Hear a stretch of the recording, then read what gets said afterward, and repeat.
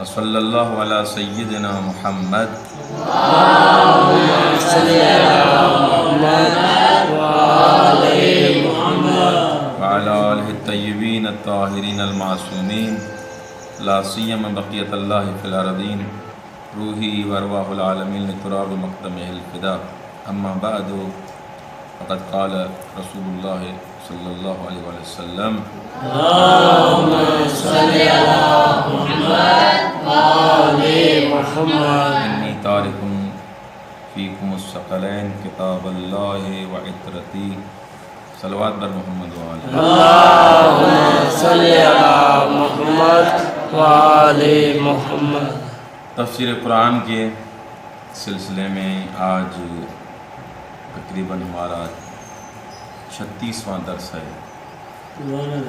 36 درس ہم لے چکے ہیں تفسیر قرآن کے حساب سے، اور خداوند متعال ہمارے قلوب کو اس قرآن کی معارف کے ساتھ منور فرمائے، اس پہ عمل کرنے کی خداوند متعال توفیق عنایت فرمائے۔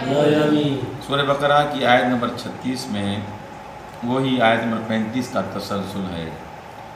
آیت نمبر 35 میں ہم نے یہ پڑھا کہ خداوند متعال نے حضرت آدم اور ان کی زوجہ محترمہ حضرت حوا کو کہا کہ آپ اور آپ کی گھر والی جنت میں بھلے رہیں آپ، لیکن جنت سے مراد کیا تھی؟ وہ پہلے درس میں ہم نے اس کے بارے میں بتا دیا کہ جنت سے مراد وہ جنت نہیں تھی، بلکہ دنیاوی ایک جنت تھی، جو دنیاوی ایک باغ تھا، اور اس کے لیے ہم علت اور اسباب بھی بیان کیے کہ وہ جنت کیوں نہیں ہو سکتی جو آخرت والی ہے۔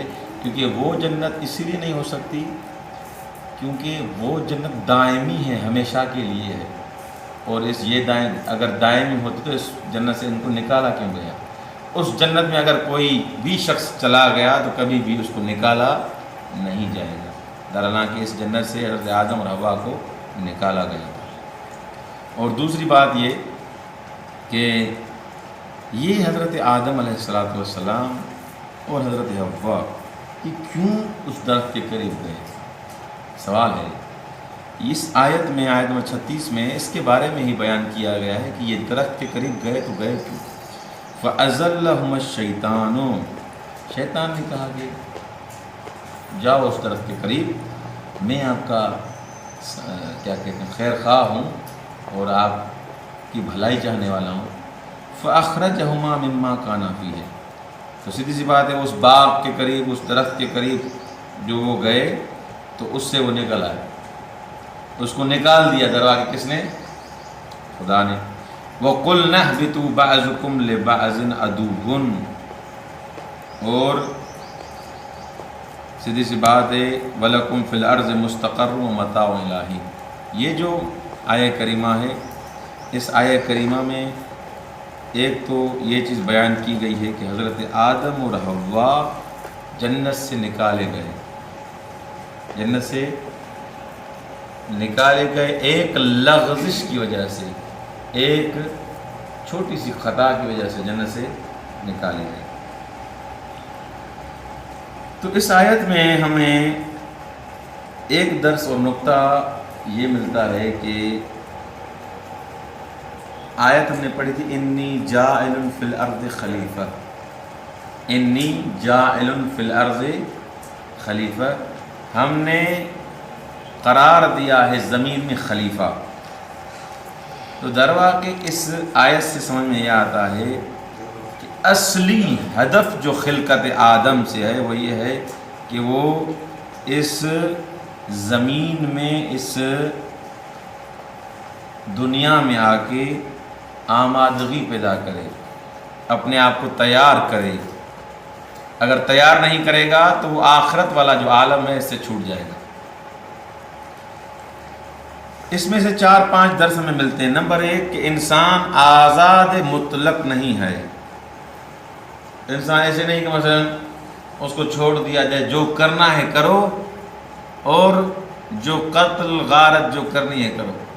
آیا خدا نے انسان کو آزاد چھوڑ دیا ہے، جو چیز چاہے انسان کر سکتا ہے، یا نہیں آزاد نہیں ہے؟ حقیقت میں انسان آزاد ہے، لیکن اگر خدا کا بندہ اور عبد بننا چاہتا ہے تو وہ اس کو اوامر خدا اور نواہی خدا سے رکنا پڑے گا۔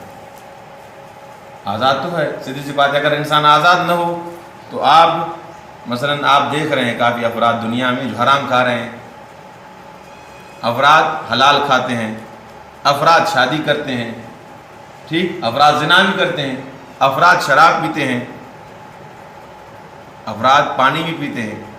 اس کا مطلب کیا؟ یعنی انسان کو آزادی ہے، خدا نے آزاد چھوڑا ہے کہ گناہ کرو یا ثواب کرو، حلال کھاؤ یا حرام کھاؤ، لیکن اگر میرے بندے بننا چاہتے ہو، میرا عبد بننا چاہتے ہو، تو ان اوامر کی اطاعت کرنی پڑے گی اور ان نواہی سے آپ کو رکنا پڑے گا۔ تو یہاں پر سوال پیدا ہوتا ہے، کون سا سوال؟ سوال یہ پیدا ہوتا ہے کہ خدا نے انسان کو بنایا ایسے کیوں نہیں کہ بس وہ کرتا ہی اچھے اچھے کام؟ یہ برے کام جو انسان کرتے ہیں، یہ اللہ نے اس کو آزادی دی کیوں؟ ہم بس فقط اچھے کام کرتے، ہمیشہ نماز پڑھتے، ہمیشہ روزے رکھتے، ہمیشہ نماز شب پڑھتے، ہمیشہ متقی ہوتے، اور ہمارے وجود میں برائی کا اصلاً تصور ہی نہ ہوتا۔ خدا نے ہمیں ایسے کیوں نہیں بنایا؟ ایسے بنا سکتا تھا نا خدا۔ جیسے کچھ ملائکہ ایسے ہیں جو ہمیشہ رکوع میں ہیں، کچھ ملائکہ ایسے ہیں جو ہمیشہ سجدے میں ہیں، کچھ ملائکہ ایسے ہیں جو ہمیشہ قنوت میں ہیں، کچھ ایسے ملائکہ ہیں جو ہمیشہ تشہد میں ہیں، کچھ ایسے ملائکہ ہیں جو ہمیشہ تسبیح پڑھتے ہیں، کچھ ایسے ملائکہ ہیں جو ہمیشہ حمد و ثنا کرتے ہیں۔ تو ہمیں بھی ایسے بنا سکتا تھا۔ ملائکہ کو جو خدا نے ایسے بنایا ہے کہ ان کی خلقت ایسی ہے جو کبھی رکوع میں، کبھی سجدے میں، کبھی دعا میں، کبھی قنوت میں، ہمیں بھی خدا ایسے بنا سکتا تھا کہ ہم ہمیشہ کس میں ہوتے تھے؟ ہم ہمیشہ نیکی کرتے، ہم ہمیشہ کبھی بھی ہم نماز کو ترک نہ کرتے، ہمیشہ اچھے اچھے کام۔ کوئی بھی انسان ایسا نہ ہوتا جو برا کام کرتا۔ خدا بنا سکتا تھا یا نہیں؟ خدا کی قدرت میں ہے، خدا اس پہ قدرت رکھتا ہے کہ ایسا انسان بھی بنا سکتا تھا کہ وہ کبھی بھی برائی نہ کرے۔ لیکن جواب قدرت کیا آیا؟ جواب قدرت یہ آئے گا کہ اے انسان، میں تمہیں اشرف المخلوقات یعنی حتیٰ کہ ملائکہ سے بھی اشرف تمہیں بنایا ہے میں نے۔ وہ کیسے؟ کہ تمہیں ہوا و ہوس بھی عطا کی ہے، اور تمہیں عقل بھی عطا کیا ہے، شہوت بھی ہے، عقل بھی ہے، عقل بھی ہے، شہوت بھی ہے۔ لیکن ملائکہ کو یہ اختیار نہیں ہے کہ رکوع چھوڑ کے وہ کسی گناہ میں مبتلا ہو جائیں۔ انسان کو اختیار ہے گناہ کرے یا اچھائی کرے، نیک کام انجام دے۔ کیوں؟ اس لیے کہ اگر میں انسان کو ایسا بناتا کہ ہمیشہ نیکیاں کرتا تو یہ اس کا کوئی کمال نہیں تھا، یہ اس کا کوئی کمال نہیں تھا کہ مثلا، کیونکہ کہا تو یہ جاتا کہ خدا نے اس کو ایسا بنایا ہے تبھی یہ نماز پڑھ رہا ہے، خدا نے اس کو ایسے بنایا ہے تبھی رکوع کر رہا ہے۔ اگر خدا اس کو مثلا جیسے ہمارے کہا جاتا ہے سائیں مجبور ہے تب تو یہ اچھے کام کر رہا ہے، اگر یہ اس کو اختیار ہوتا جو گناہ کرتا ہے۔ ہمارے یہاں کچھ افراد کے لیے ایسے کہا جاتا ہے مجبور یا انہیں جے کرے یہ کم کرے تو خوب۔ ہمارے لیے بھی یہ کہا جاتا کہ خدا نے انسان کو ایسا بناتا اگر ہمیشہ اچھائیاں کرتا تو یہی جواب آتا نا کہ خدا نے اس کو مجبور کیا ہے، جبر کیا ہے کہ تمہیں نیکی ہی کرنی ہے۔ خدا انسان کیا بناتا؟ مجبور بناتا، اور جو مجبور ہوتا ہے اس کا کوئی اپنا کمال نہیں ہوتا۔ خدا نے ہمیں آزادی دی ہے، چاہے گناہ کرو چاہے نیکی کرو، نیکی کرو گے میرے بندے بن جاؤ گے، گناہ کرو گے شیطان کے بندے بن جاؤ گے۔ یہ تمہیں جو اختیار دیا ہے، اور اس اختیار کے باوجود بھی اگر نیکیاں کرو گے، نماز پڑھو گے اور اس شہوت سے بچ جاؤ گے، شیطان کی ہتھ کنڈوں سے بچ جاؤ گے تو تم باکمال بن جاؤ گے۔ یہ مین ڈفرنٹ ہے، یعنی خدا نے ہمیں کیوں آزادی عطا کی ہے جبکہ دوسری مخلوقات سے ہمیں اشرف المخلوقات بنایا۔ صلوات بر محمد۔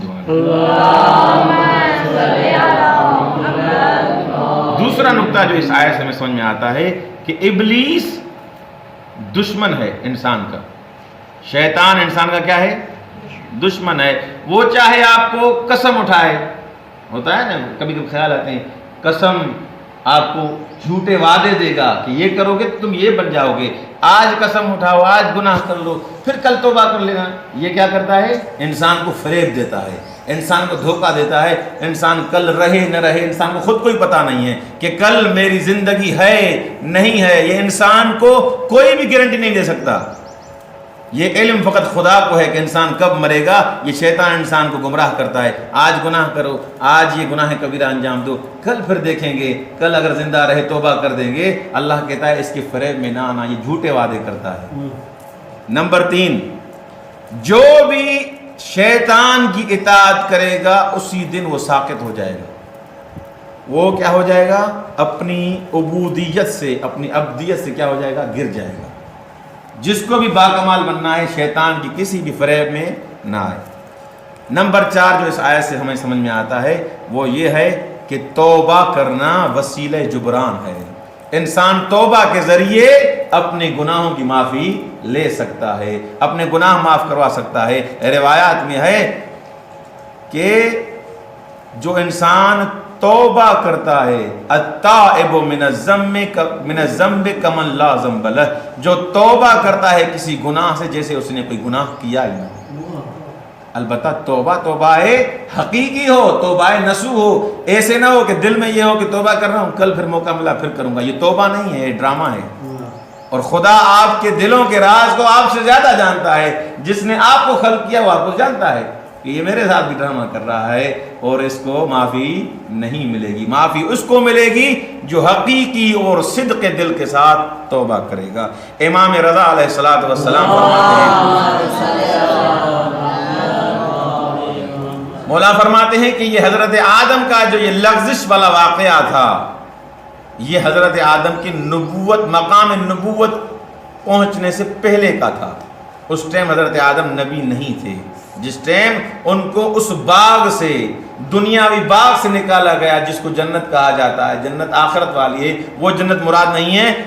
وہ جو واقعہ پیش آیا تھا وہ مقام نبوت سے پہلے کا تھا. اور وہ جو لغزش حضرت آدم سے ہوئی تھی وہ کوئی بڑا گناہ نہیں تھا، وہ کوئی بڑی خطا بھی نہیں تھی، وہ معمولی لغزش تھی. کیونکہ ہم شیعیان حیدر قرار کا عقیدہ ہے کہ نبی کبھی خطا اور گناہ نہیں کرتا، اسی لیے وہ اتنی بڑی لغزش نہیں تھی. صلوات بر محمد وآلہ.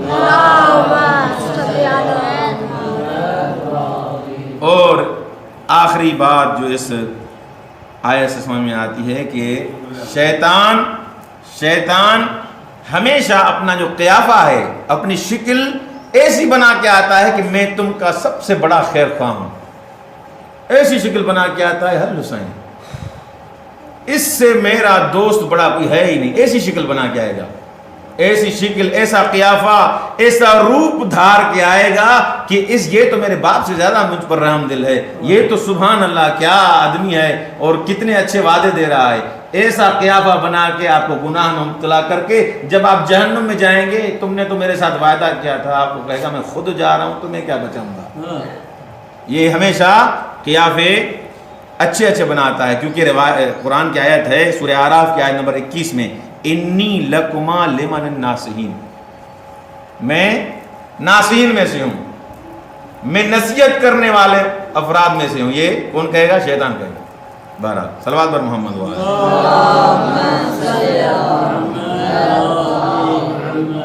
تو شیطان ایسا نہیں کہ چھوٹے بچوں کے لیے ہے، ہلکے پھلکے افراد کے لیے ہے، بلکہ شیطان نبی، امام سب کے پاس جاتا ہے، سب کے ہاں جاتا ہے. لیکن خدا کا وعدہ ہے کہ جو میرے بندے ہیں کبھی بھی گمراہ نہیں ہوں گے. شیطان جاتا سب کے پاس ہے گمراہ کرنے کے لیے، لیکن جو خدا کے عبد ہوتے ہیں کبھی وہ گمراہ نہیں ہوتے. اور شیطان کی نسل بشر سے، انسان سے پرانی دشمنی ہے. وہ اس دشمنی کے حساب سے بھی انسان کو گناہ میں مبتلا کرتا ہے تاکہ اس دشمنی کی وجہ سے انسان کو جہنم میں دھکیل دے. انسان کو چاہیے کہ اس شیطان کے چاہے خیر خواہ نہ ہو، چاہے وعدے کرے، انسان کو یہ یاد رکھنا چاہیے جو گناہ جو بھی کرے گا اس کی جگہ جہنم ہے، اور جو نیکی کرے گا اس کی جگہ جنت ہے. صلوات بر محمد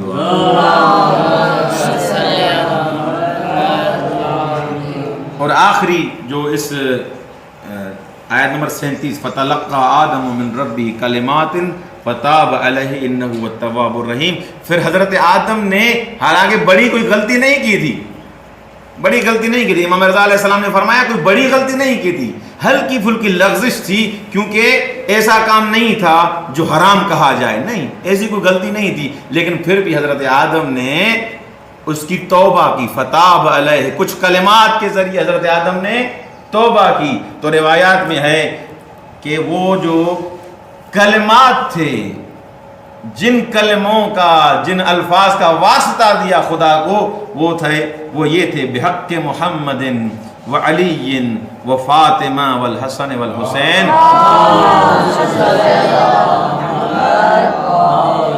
یہ سنیوں کی تفسیر در منصور, تفسیر در منصور کے جلد نمبر 1 صفحہ نمبر 60 پہ یہ لکھا ہوا ہے کہ حضرت آدم نے مولا رسول خدا حضرت علی سیدہ زہرا سلام اللہ علیہ اور حسنین کریمین کا واسطہ دیا. خدا تو یہ واسطہ ہے ان کا, میری یہ لغزش معاف فرما, اور خدا نے وہ لغزش معاف فرمائی. اور بہرحال دوسری جگہ بھی آیا, کچھ افراد کا یہ بھی عقیدہ ہے کہ حضرت آدم نے جیسے سورہ اعراف میں آیا یہ کہا تھا ربنا ظلمنا انفسنا وَإِن لَّمْ تَغْفِرْ لَنَا وَتَرْحَمْنَا لَنَكُونَنَّ مِنَ الْخَاسِرِينَ, یہ الفاظ کہے تھے اور خدا نے معاف کر دیا تھا. خداوند متعال ہمیں اہل بیت علیہ السلام کی سیرت پہ چلنے کی توفیق عنایت فرمائے. السلام علیکم ورحمۃ اللہ وبرکاتہ.